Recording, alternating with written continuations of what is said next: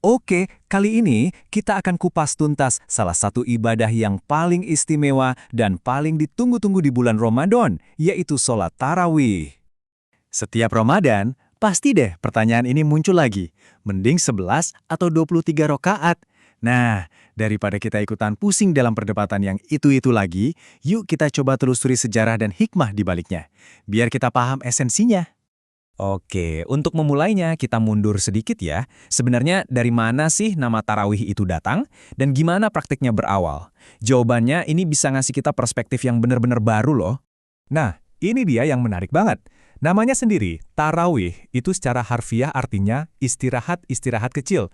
Bukan cuma satu istirahat, tapi beberapa kali istirahat. Nama ini bukan kebetulan, ini petunjuk besar tentang bagaimana sholat ini dulunya dikerjakan. Aisyah radhiyallahu anha pernah cerita tentang sholat malam Nabi Muhammad sallallahu alaihi wasallam. Katanya sholat beliau itu, wow, indah dan panjangnya luar biasa.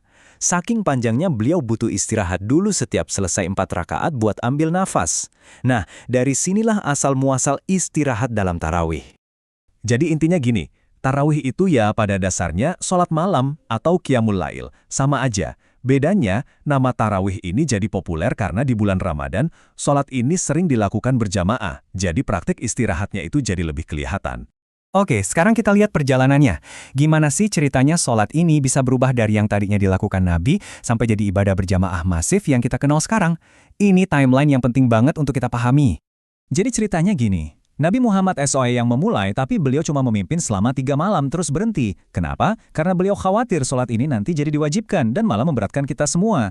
Nah, di zaman Abu Bakar, orang-orang tetap sholat, tapi sendiri-sendiri atau dalam grup-grup kecil. Baru deh di zaman Khalifah Umar bin Khattab, jamaah disatukan lagi di bawah satu imam. Nah, waktu Umar menghidupkan lagi sholat berjamaah ini, beliau mengucapkan kalimat yang terkenal ini. Penting untuk dicatat, kata bid'ah di sini itu maksudnya secara bahasa ya, artinya sesuatu yang baru, karena kan udah lama nggak dikerjakan secara berjamaah besar. Bukan bid'ah dalam artian syariat loh, karena Nabi sendiri sudah pernah mencontohkannya. Dan dari sejarah inilah, kita masuk ke jantung perdebatannya. Jadi sebenarnya berapa rakaat sih yang benar? Secara umum ada 3 pandangan utama di kalangan ulama. Ada yang berpegang teguh pada 11 rakaat, dasarnya hadis Aisyah tadi. Ada juga yang bilang nggak ada batasan spesifik, yang penting 2 rakaat salam, 2 rakaat salam. Dan ada yang mengambil jalan tengah. 11 rakaat itu yang paling utama, afdol, tapi jumlah lain juga nggak masalah. Dan ini dia poin kuncinya. Waktu para sahabat dulu menambah rakaat menjadi 20 atau lebih, tujuannya itu bukan biar cepat selesai, justru sebaliknya. Tujuannya adalah supaya berdirinya nggak kelamaan di tiap rakaat. Jadi ibadah yang sangat panjang, kadang sampai subuh, bisa terasa lebih ringan karena istirahatnya lebih sering. Fakta sejarah ini ngebawa kita ke esensi yang paling penting, yang mindahin fokus kita dari sekedar hitung-hitungan jumlah ke kualitas sholatnya itu sendiri. Tapi coba lihat zaman sekarang, malah ada fenomena kebalikannya kan, yang kita kenal dengan taraweh kilat. Bayangin, ada laporan sholat 23 rakaat selesai cuma dalam waktu 7-15 menit. Wah, ini kan kontras banget sama semangat asli taraweh. Padahal, sholat yang terburu-buru itu bahaya banget. Nabi Muhammad SAW sama bilang, pencuri paling jahat itu ya, orang yang mencuri dari sholatnya sendiri. Gimana caranya? Dengan tidak menyempurnakan ruku dan sujud. Ini bukan cuma mengurangi pahala, tapi bisa-bisa membatalkan sholatnya. Kunci dari sholat yang berkualitas itu ada di satu kata, tumakninah. Artinya apa? Tenang.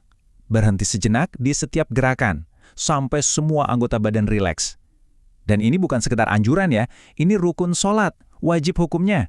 Kalau nggak ada tumakninah, sholat kita bisa dianggap tidak sah. Jadi, apa dong kesimpulannya? Gini deh, jiwa dari tarawih itu bukan di kecepatannya, tapi di kehusyuannya. Jauh lebih baik kita sholat 11 rakaat tapi tenang, khusyuk, dan penuh penghayatan daripada 23 rakaat tapi ngebut seperti dikejar-kejar. Fokusnya adalah koneksi kita, bukan cuma menyelesaikannya. Pada akhirnya, tujuan kita membahas ini semua bukan untuk cari siapa yang salah dan siapa yang benar, tapi untuk mengajak kita semua bertanya pada diri sendiri. Setelah tahu esensinya, gimana ya cara kita membuat tarawih kita tahun ini jadi lebih bermakna?